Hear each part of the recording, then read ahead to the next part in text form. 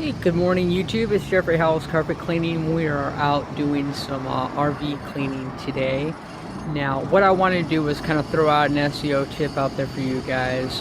My van, it's not perfect. It's not the greatest. But anyways, Google has indexed pictures of my van on its system all over the place. So it knows and recognizes this van, so I can take a picture of this van and I can include it with other pictures, and it will help to boost that image online because it has already associated this van to my business address, name, and phone number.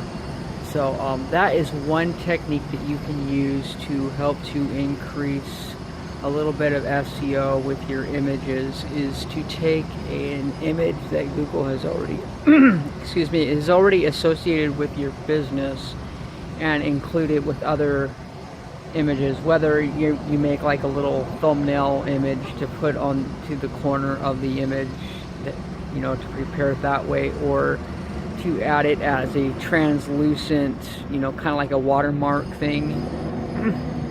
So let's say you're doing work across town and you want to associate your business with the images that you're taking of your work. You would just include, for example, I'll make a little thumbnail of my van and I will put it and stick it in the corner of the pictures that I took across town while I was cleaning.